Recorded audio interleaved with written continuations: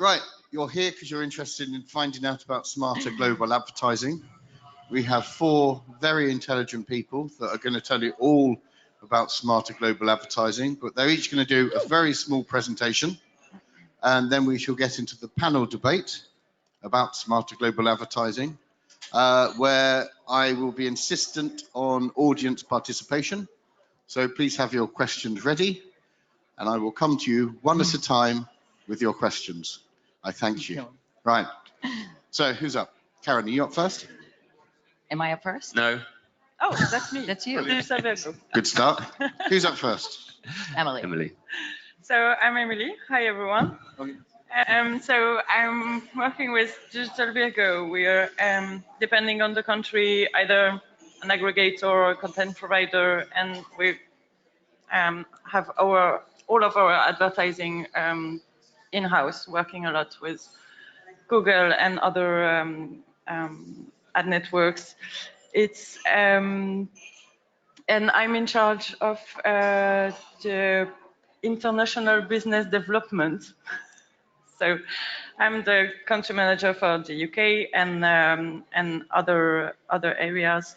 So it's very interesting to be here today because I mean Digital Virgo is part of the global ecosystem of mVAS, and yeah, I'm very glad I'm with you guys today. So I hope you'll enjoy this session, and Nick is ready to get your questions. And so are we. So hi, I'm Karen Cuilla from Kimia Group. You can even skip to the next one. We're an online advertising company that's been born and raised in the VAS system. We serve the VAS business through Armor Ads, which is a mobile performance network, as well as BidsMind, which is a small direct traffic acquisition company. We've got a couple of other companies within the group serving for app user acquisition and monetization, app development, and a digital media agency more focused towards e-commerce and branding. You can skip. So thinking about coming here today, how to talk about smarter global advertising, and especially when it's applied to VAS. Over the last year and a half or so, we've kind of seen like the ecosystem got much more complex. There was kind of an influx of different types of publishers, which many of these you can see up here on the slide, which was great because it brought us new audiences and new revenue opportunities. But at the same time, it also made us be more responsible around optimization technology as well as anti-fraud technology. And we kind of started to, our content providers and the advertisers that were working with us no longer just needed one kind of particular type of traffic, and that was fine. We started to have different needs from the advertisers. So that being said, we've separated our businesses into Armor Ads, which I said was the mobile performance company. The basis of this company really lies in the technology. Technology in terms of optimization, where we use real-time algorithms and machine learning technology, but also a real focus in anti-fraud technology, where we've developed our own product or system for our platform called Armor Ads Protect. And as I mentioned, there are also content providers that don't only want to have direct traffic coming into their products. So as well, we realized that, and we have an internal media buying team of more than 10 people. We're directed to the DSPs and exchanges. We work directly with Google and Facebook. And as well, we monetize traffic from third-party websites. But again, having that all be direct traffic sources. And that's me. Good morning, everyone. My name is Josep Avila. I'm the Business Development Manager for Spain and Portugal in Google. Well, about Google, not much to say. I'm going to focus on the reasons of why Google is sitting here today. And it's because basically we're seeing that in the mVAS industry, we're seeing a transition and we want to be part of it. So as a little bit introduction of what my team in Google is doing, we are a digital consultant team that we are helping content providers to develop sustainable and especially compliant campaigns in Google Ads. So in the last 2 years, we've been focusing on identifying trusted content providers that we want to partner with. And well, that's basically the reason of why we are sitting here today.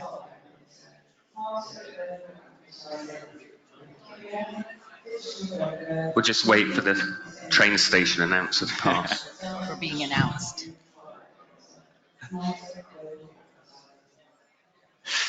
Hi, I'm Toby Padgham, Director at MCP. MCP is an ad monitoring and compliance company set up in 2014 to work with the VAS ecosystem, giving them the visibility on digital advertising all the way through to payment. We work in about 30 countries globally with regulators, mobile operators, as well as aggregators, merchants, at the whole value chain, really, in helping them ensure their services and their advertising is compliant in the markets.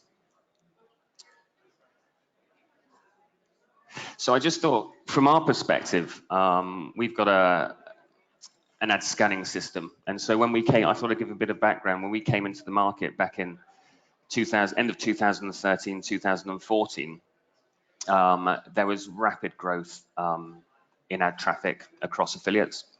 And Google was starting to gain a lot of traction. What we've seen, and this is really for optics purposes, what we've seen in the market recently, with the more issues that have come in, back in sort of 2012, 2013, regulators and mobile operators made the merchants entirely responsible for their ad partners and what's getting pushed to market. So increasingly, with that responsibility, they had to take greater action. But the issues that followed from service issues, which used to be basically look at the landing page, see what's compliant against the code of practice, have moved down to the misleading advertising end. Click training, etc., were big issues back in early 2014-15. Then we saw iframe masking. We started to detect coming in, probably around the same time, 2014-15, 2016. The app malware started to accelerate quite rapidly in the markets. Yes, it's much more predominant in emerging markets, all markets like Russia, India, as we heard yesterday. There's, you know, the stats from yesterday we were hearing was sort of 98% is app malware fraud in India, 93% in Russia. It's, you know, there's lots of scary stories out there. But what's happened from an ad traffic perspective is there's far more direct buying, far more controls have been put in place. So Google investment in Google ads have rocketed, and the affiliate industry has been on the receiving end of a lot of consolidation. But there's lots of opportunities with affiliates, as I'm sure Karen's going to tell you later. So the response from mobile operators, which has driven a lot of this advertising change, has been these 4 bullet points on the right-hand side. Certainly in T1 markets, we've seen a fast move by operators into a PIN flow or one-time password flow. In the UK, as an example, on EE, which is the biggest network operator, or 3, it's one-time password of PIN. Vodafone and O2, you still have click flows. But that trend is throughout Europe, is quite commonplace now to have PIN. In other markets, we're seeing header and rich, a lower friction flow, and that's balanced by partners working with the value chain to put in certain controls, and where that can be done, it can be a stable business environment. But the key for the operators is obviously, if they're getting higher complaints, they're going to take action. The other issues we've seen in DTAC in Thailand, for example, they're just starting to ban any use of apps to counter the threat of fraud. And I think what we've seen is a big proliferation of the different fraud solutions coming to market. If you look at South Africa, there's probably about 20 solution providers going around with their solutions. I think it's late to deal with the issue, but it is starting to deal with the issue quite successfully in the markets, and I think we're starting to see a cooling in markets around the world of the fraud issue as it's slowly being dealt with. It does vary tremendously market by market. From an MCP perspective, just our products, you can never stay ahead of issues, but you try and keep pace as much as you can with the issues. And our solutions we've brought in, MCP Verify came in 2014. That's witnessing the consumer's consent to purchase or consent to marketing terms and conditions. We record all of that in a database. Any regulator or mobile operator conducting due diligence and risk control assessments on providers in the value chain can go into our system with MISDNs that they might get from complainants and look up and see what our clients have got from a record of consumers opting in to a service and what they saw to demonstrate its compliance. MCP-Net, which is the service testing, is we will look, before companies want to go live with services in the country, we'll look at the codes of practice, we'll assess that, see whether it's ready to go live and give them the thumbs up if that's the case. MCP scanner is what I've talked about, which is the ad monitoring.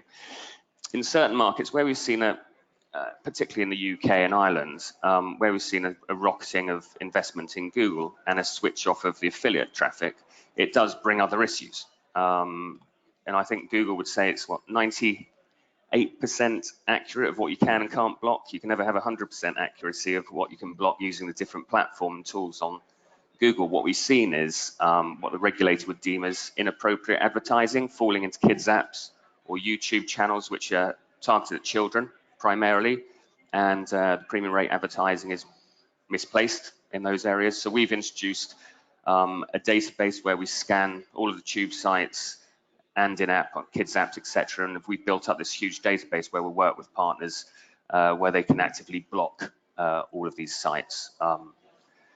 And there's a lot of best practice, which I know Google's been dealing with there. And then more recently in 2018, we brought out our anti-fraud solution, MCP Shield, to deal with the issues. Preventative at the front end, right, where monitoring and reporting is obviously playing catch up, but witnessing the event and informing so the merchant can take action. That's me. Excellent. So, Stunned. Toby, you mentioned that it's all about keeping up with companies that are pursuing non-compliant practices. How far ahead are they? And how far ahead do you think they will remain ahead of monitoring services and ways of making sure that they can make money for their clients? Well, they're always going to be ahead, but particularly when you talk about fraud, because you've got to be able to identify the fraud and then find ways of being able to tackle that fraud. From the advertising perspective, I think what we're witnessing is why we're all here is a lot of partnerships going on where scanning technologies are deployed at the advertising front, working through the ad buying networks, but also by merchants themselves and by the aggregators and operators are slowly catching up as well. I don't mean to be negative about the mobile operators, but I think we've seen a lot of platforms which on aggregate payment platforms and aggregates and mobile operators which have been reviewed. And so, yes, we are playing catch up half the time with fraudsters, but I think the controls which have been deployed across the value chain by all these different partners are dealing with the issue quite successfully now.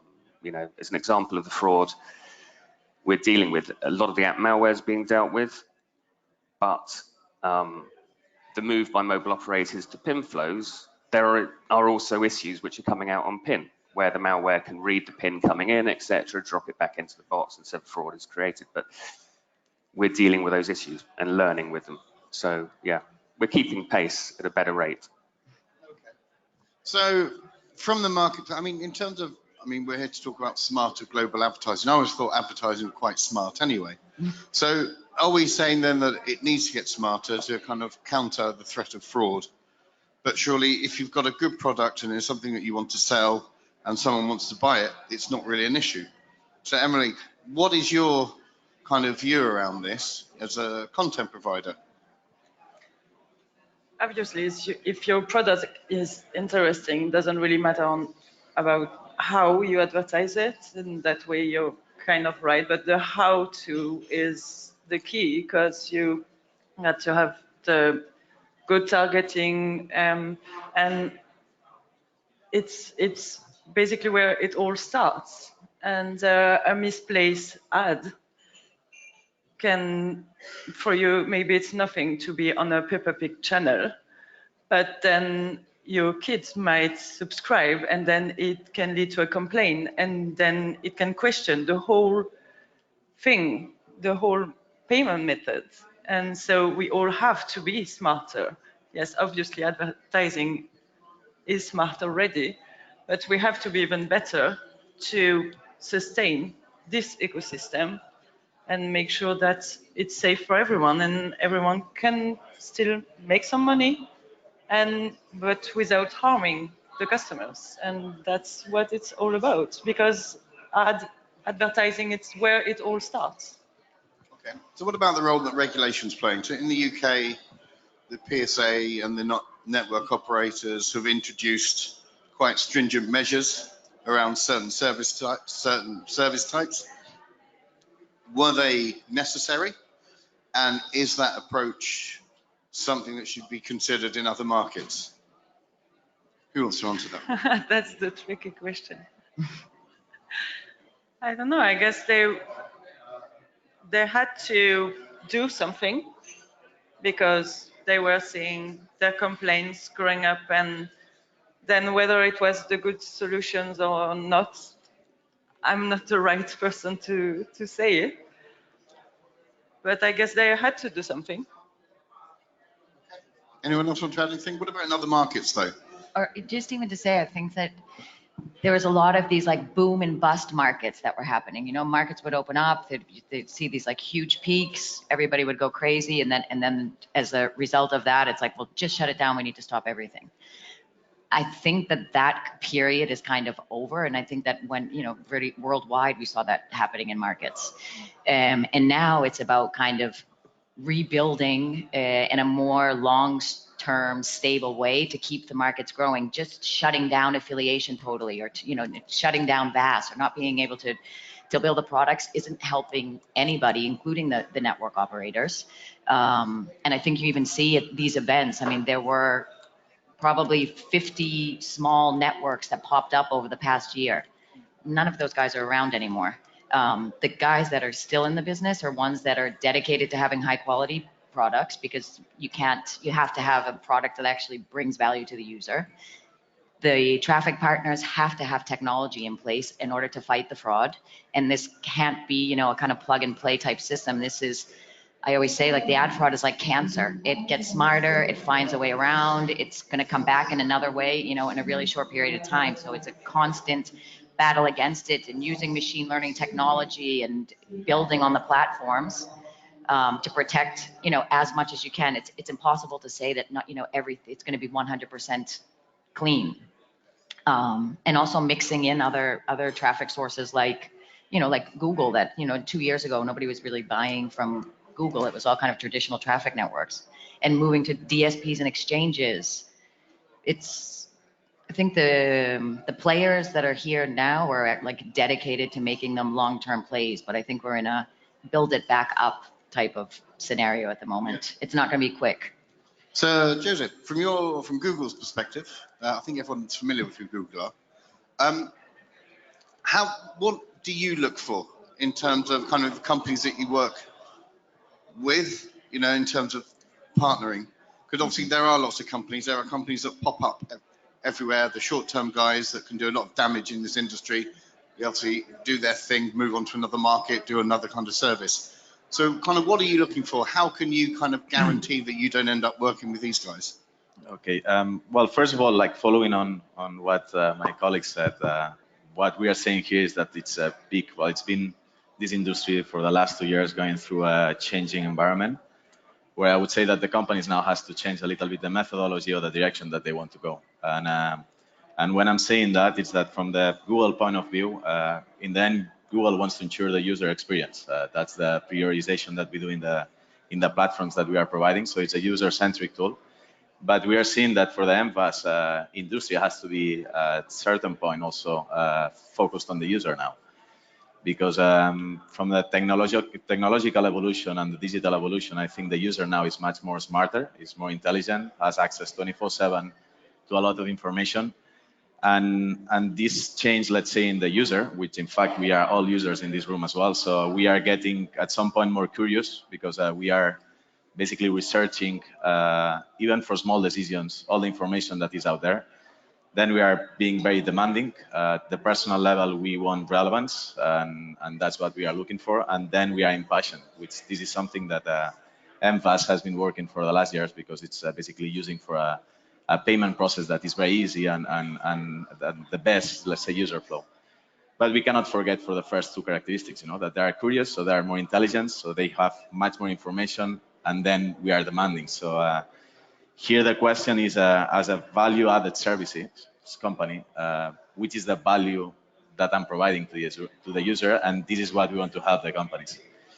So the position here as Google, it's first the graph that Toby shared with the transition of the industry, that we are seeing that now more companies, they want to get rich, but with qualified users, let's say, and this is all the tools that we have internally to segment and to find the audiences that are right depending on the content that you are providing.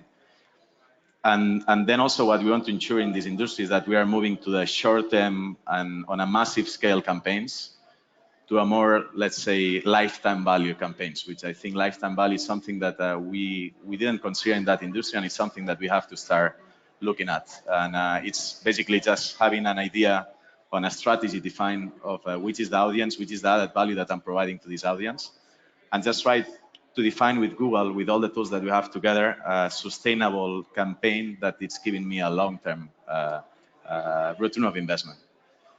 So it's a mix of, let's say, the transition is what it's asking us to be involved with that companies. And actually, I'm glad that here there is two companies that we are working with, Kimia and Digital Virgo, and also our colleagues in MCP that we are collaborating in exchanging insights and just trying to understand the market. But again, we are in an initial state now. That's why probably we still don't have a lot of answers in terms of policy or the do's and the don'ts of that industry. But we are on a rebranding, let's say, process now that we want to understand where is the direction of that industry. In the end, there is a lot of potential. The customer now is much more prepared of paying through the mobile. We have a lot of different verticals that more than 25% of the e-commerce sales are coming from the mobile already. That's a huge number already. So when it comes to direct career billing, it's something that is going to grow for sure. But what we want to identify is which is the direction that is going to grow, and what is the user, what the user is demanding for that companies. In terms of the research that we did, we're in the UK, and I know this is certainly true in a lot of markets in Europe. You're starting to see a transition in terms of the services and the content that's being sold. So it's not just looking at kind of old school kind of PRS services now. You're now looking at other kind of services around kind of books, kind of books, magazine subscriptions. You're getting niche video and TV services popping up everywhere. So is that going to have an influence on what you guys do moving forward? Because it's almost now, kind of the content that you potentially will be selling could obviously have a dynamic impact on the market itself. All of a sudden people want these services. They really, really want a lot of these services. You're seeing that from the uptake in, kind of the first year or so. So from your role, each and every one of you in this ecosystem, is that going to change how you work? Because ultimately the fraud guys will probably start to kind of latch onto these services one way or another. Certainly sort of joined up with your last question. There's been a far greater investment in product, the quality of products being brought on board, more branded content coming into the ecosystem. And that's also sort of joined up with the mobile operator push of where we can increase our outpayments for you if you're bringing on new types of services, new content from other verticals, which we haven't traditionally seen in the VAS industry in all these markets. So, and also joined up with the lifetime value. If it's taking notionally 15 weeks to break even on a campaign, I think the part we play or try and play with mobile operators and the upper echelons of the value chain is look at the controls being put in place at proportionally to issues, because the investment in compliance and services which is going on throughout the industry is a costly exercise. The different tools which are being deployed, as well as the higher quality content, when looking at subscriptions, and I know in the UK as an example, subscriptions are being reviewed by the regulator PSA, and industry is taking input to that, then you've got to look at these where the market is going, and happy punters paying for subscriptions for high quality content you don't necessarily need to put special conditions around subscriptions, etc., which are going on. You need to be able to separate, look at the data and separate who is doing it well and not generating significant complaints, or work with KPIs, and those KPIs can be communicated into the mobile operators. And actually in the UK by aggregators, those KPIs are communicated. But I think looking globally in other markets, I don't think the education by merchants, because the merchants are the ones taking services to market, they know far more about the products and what the users want. I don't think that education is going up chain into the mobile operators as well as perhaps it is in UK and other markets. And I think that's quite key, to educate up and down the value chain about what can be done, lifetime value, etc., and how to do it better, and separate the wheat from the chaff, identify the bad players, bad advertisers, bad promoters, and give good flows. Maybe it's utopian, but give good flows to those that control it well. I mean, you said about identifying the bad companies, and obviously, companies have been saying that for many years. But what can you actually do to stop them? Because they're just going to pop up in another market, and they're going to come, or they'll come up with a new company name. It's still the same person. So maybe it's not the company that needs to be identified; it's the person. But as an industry, it always seems that there will be someone somewhere willing to take their money for them to obviously continue their operations. At least from the traffic side, I mean, again, we kind of are going back to the same, but it's like putting the technology in place to stop these guys. It's what they're doing today is going to be something totally different that's being done 6 months from now. Being able to have technology and platforms in place that you're able to detect this and partner with third-party providers as well that are really specialized in certain parts of the business. And kind of a no tolerance policy either. Like when we see, when it's caught, that's it. You're cut off and you're not able to work with us anymore. So, Yeah. Getting strict on that side as far as the traffic is concerned. Okay. So let's look at the positive side of things. I mean, smarter technology, things are obviously working. So what are the positive things that you guys have each seen over the last 12 months that work? Is it changing creative, the wording? What kind of things are having very positive impacts on your clients and obviously on your sales? Emilie, do you want to go first?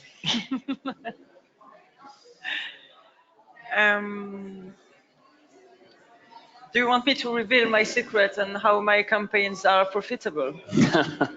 Yes. You want me to go? So you can reveal your secret if you like, well, Karen. Well, one thing you can see is that the quality of the products is definitely getting better. The products are now starting to be really more value added. So, exercise tips or eating healthy or video streaming or music streaming, which then allows the advertisers as well to be able to advertise with a Google as well. I mean, there's a strict compliance of the types of products that you're selling and what your creatives and your banners are and how open and honest you are about what the terms of the service are.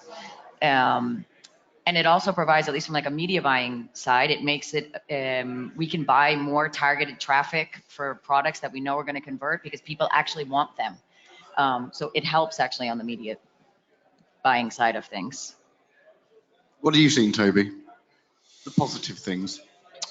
Well, I suppose it depends which market you look at.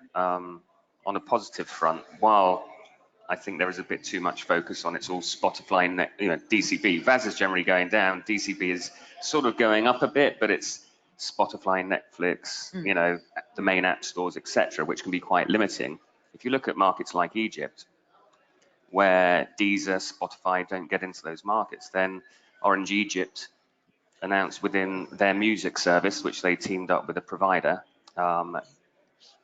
totally against the odds of the big boys going into that marketplace. And within 6 weeks, they had 1.2 million subscribers to the music service. So I think it's identifying the demand for services. And again, the investment in the quality content is going to start driving a good uptake and hopefully a more sustainable market revenue for VAS. Joseph, what have Google done well in the last 12 months? From your perspective. Sorry? What have you done well in the last 12 months as Google? What we did well? Well, when it comes to the do's and don'ts in terms of content, there is no specific answer on that. It's true that there is some verticals that it's a reality that today we cannot collaborate, such as adult content. But what we are doing well now, it's with the companies that we are partnering. It's as I mentioned before, it's repeating myself, but it's focusing on the product. That's, I think, is the key point now. They have to focus on which is the added value that the company I'm providing to the user.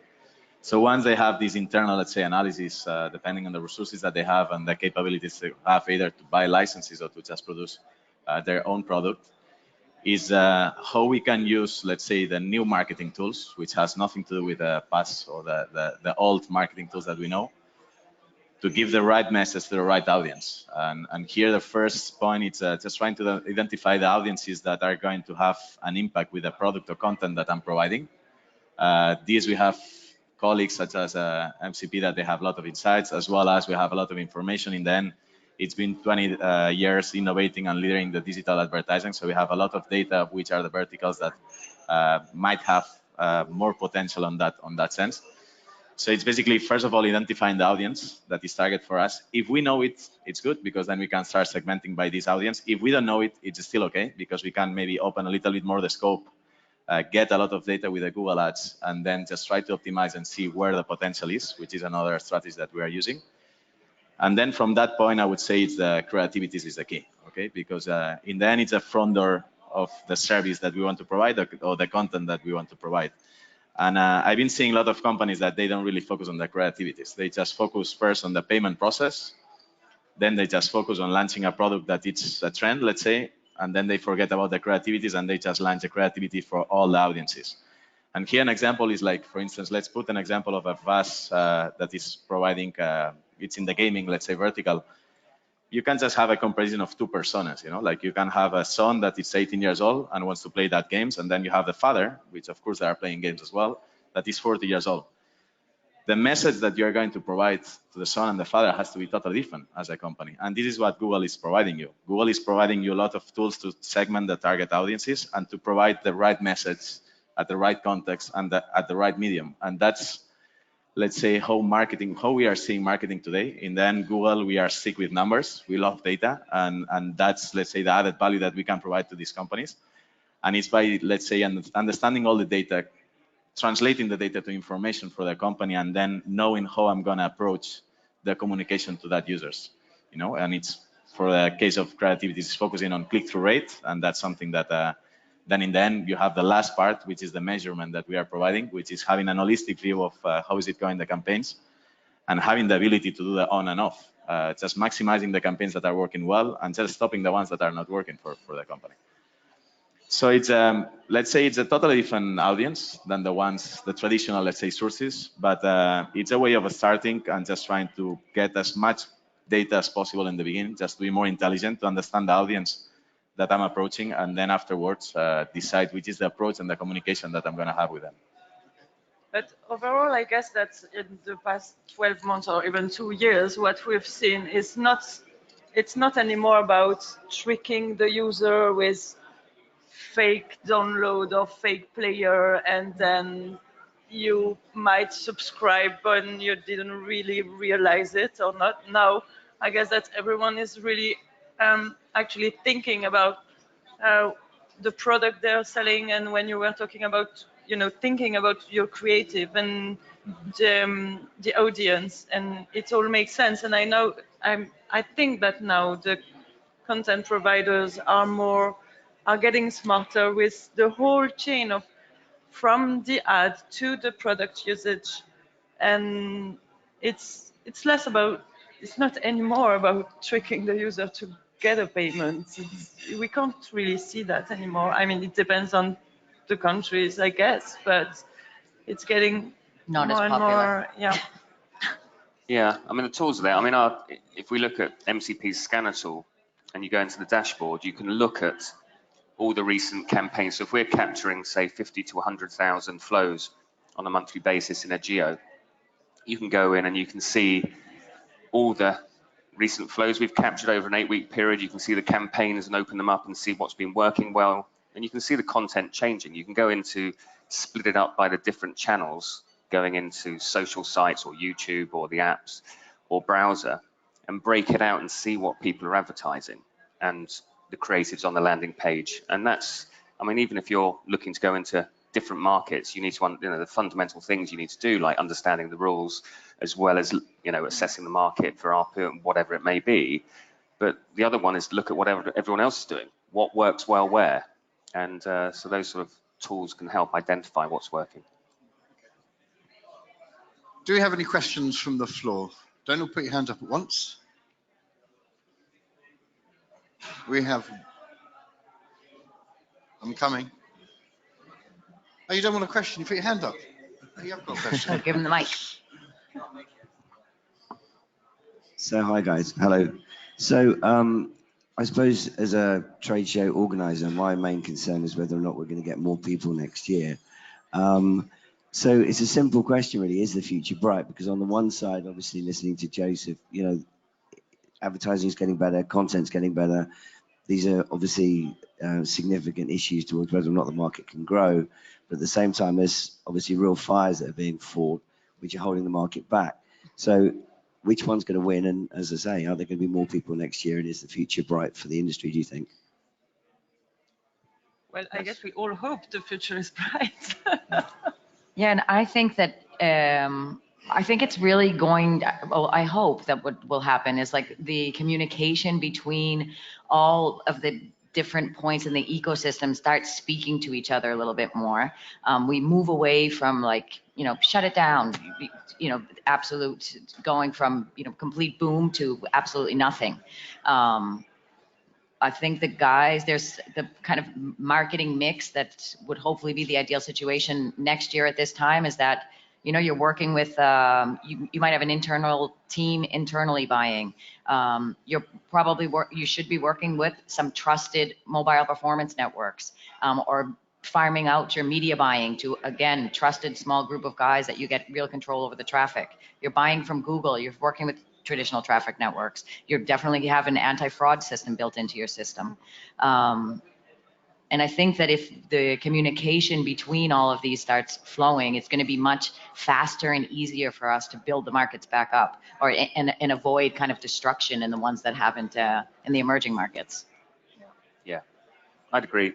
I mean, I think what we can't underestimate, well, the market always evolves and always has done, and it reinvents itself time and again. And I think the ingenuity of merchants and the creativity is always there. They will identify demand in markets, and you will see new services coming to market, which will help the VAS DCB market evolve over the next year and probably get onto a better footing.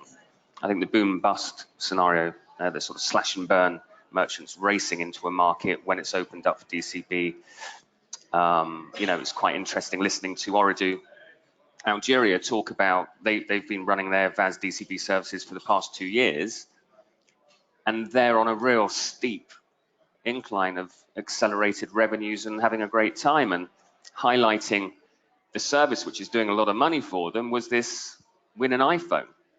And so if you look at markets, they're having quite a good buoyant time in Algeria with services which we would see over here as quite old and probably in the past, actually, with investment in content. So I think next year we'll still see emerging markets. We'll see more markets opening up for VAS and DCB, which will make it quite interesting.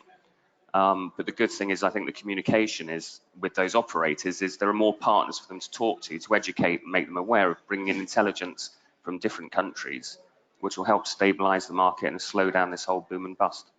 And if it does go boom, I think when it does come back, there are restrictions and platforms in place which will help it be more sustainable over a longer period of time. So yeah, it's positive. So we've got time for one more question. Oh, Mr. Dawson.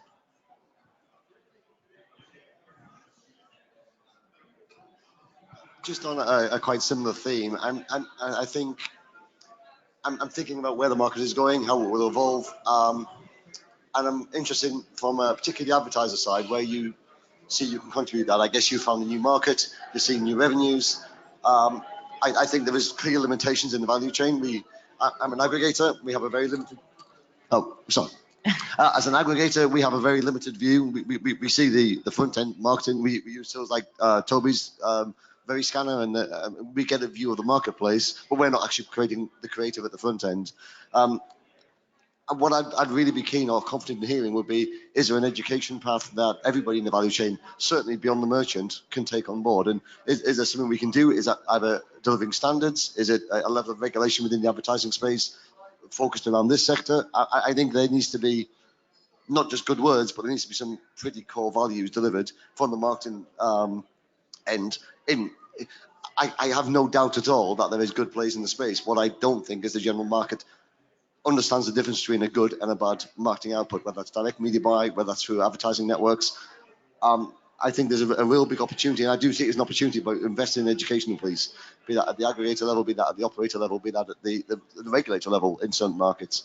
I'm just interested in your views on how we could actually start those fundamental steps of beginning that process, because I think we're very close. We're on a tipping point of doing that and showing real corrective education, or missing the opportunity because the regulation will overcome.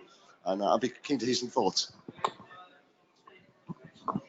My initial thought, I mean, I think it would kind of be the utopia if we actually like broke down the walls and started communicating and sharing this information, and instead of kind of regulatory boards reporting to an operator and, okay, now we're going to like cut off all of Kimia's traffic. We're not allowed there anymore. You know, like just without ever having us had a look at it, or the percentages, or what is the traffic that we're missing. You know, like nobody's going to be perfect. Our company or many others out there. I think it maybe starts with like somebody starting in a country, going with the, you know, starting that there's a meeting with the operators, the aggregators, the main players of the performance networks and the advertisers, like getting that going, somebody making that first step, to make a baby step in one market, that, you know, this is where we're going to start it. And then, you know, make a trial and then repeat. But I think it kind of gets down to the local guys that are in the markets. It's, you know, it's in their interest to be able to have profitable marketplaces to work in, but we need to break down the walls and start communicating in a geo by geo or system. My opinion. I guess if you go back to the early days of mobile advertising, a company called AdMob, which was obviously acquired by Google, they started to do monthly data. They started sharing their data in terms of kind of devices on their network that they were seeing, conversions, etc. And all of the other ad networks, what are you doing? You're mad. You're sharing your data. But then obviously they got acquired by Google for $750 million at a time when the market was worth nothing. So, and then every other company started following suit, didn't they? So it worked really well, and it provided that level of visibility that really kind of, you know, kind of put a lot of trust in these guys. So maybe that's something that, you know, this industry should consider as well. Yeah, and I think we're still a little bit in the mentality of like, I need to protect my little space here. So I'm not going to share data. I'm not going to share information because I need to be like really protective of my own business, which I think is a fast track to just having things get shut down. There's a bigger pie out there. You know, there's so much money out there. Yeah, and there's enough business there for all of us. Right, okay, so I think we need to wrap it up here. Okay. What we'll just do is one final comment from each and every one of you. Starting with you, Joseph, in terms of if we're here next year talking about the industry, talking about even smarter global advertising, what will we be talking about? Okay, so just basically summarizing what I said, well, the first focal point is content. That's what we are seeing in Google, focusing on the lifetime value, as I mentioned, with long-term strategies, just avoiding short-term strategies and just try to focus on content that is user-centric. Then the other topic is like, or the challenge that I see is that I'm talking a lot about content, but then in the end, the mVAS industry, it's like are companies that are very fragmented. So in the end, there are small players, let's say, that they are playing. For an example, a mVAS company that is providing games, and then if they want to provide content, they are going to be a small player in the industry. So here, it's where it's the big challenge for that companies, and it's something that, from one side, I would say it's that maybe it's a moment to like innovate to different markets, which is in fact what we are seeing with at least some Spanish companies that I'm working with, going to different directions and markets that are totally new for that industry. and then just try to reinvent a little bit what has been done in the last years. When it comes to gaming, streaming, just try to change a little bit the service and just try to focus on the user and what the user is demanding on that area. And then, of course, just taking benefit of all the tools that there is in the digital advertisement. Google, it's one of the solutions. In the end, you have a lot of different segmentations, and that's tools that it's helping you to have a straight approach with the user and have a perfect assistant to provide the message that you want to provide, as I mentioned before. Toby? I suppose along a similar line, I mean, from our perspective, I think everyone should be using the tools which help you. You can't just say what he said. Well, help identify what works well where, and our tools can provide that visibility of what's working. I think hopefully people aren't going to ignore affiliate ad network traffic. It's not all about Google. Google's great in many circumstances, and nearly every circumstance, but there's other channels to market, and I think the more compressed the market becomes, I was interested into that event the other week where Hopster was saying they've got a video on demand product for kids. They're looking for new channels to market. How do they get their product to market outside of the traditional platforms like Google, etc.? So I think it's just identifying new channels, look at what's there, but make sure you've got the controls in place and have eyes on what your advertisers are doing. I think we'll be looking at a slow growth market. I think the guys that are still going to be here next year are guys that are going to be in it for the long run. Hopefully there'll be a surge of creativity that comes up in terms of traffic sources as well as products. Nothing can kind of like get things moving again than having a dull scenario. People are when you're not making all that money, that you maybe were a year and a half ago. You start thinking really quickly about what are some other ways we can monetize. What are other traffic sources that we're not using now? And we saw that a lot in the last year as well. So I think that kind of the publishing side of things and the user acquisition tools will continue to grow and bring some new stuff into the industry. Emilie? It's not easy to be in that ecosystem. You have to have knowledge.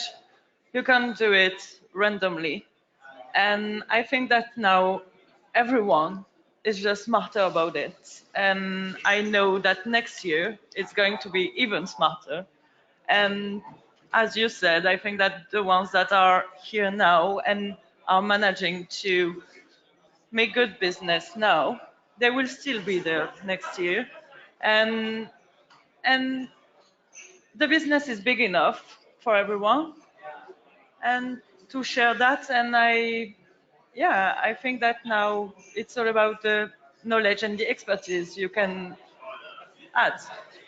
It's added value after all, Well, thank you very much, you guys. It's been a fascinating hour. You. Please join me in thanking our panelists.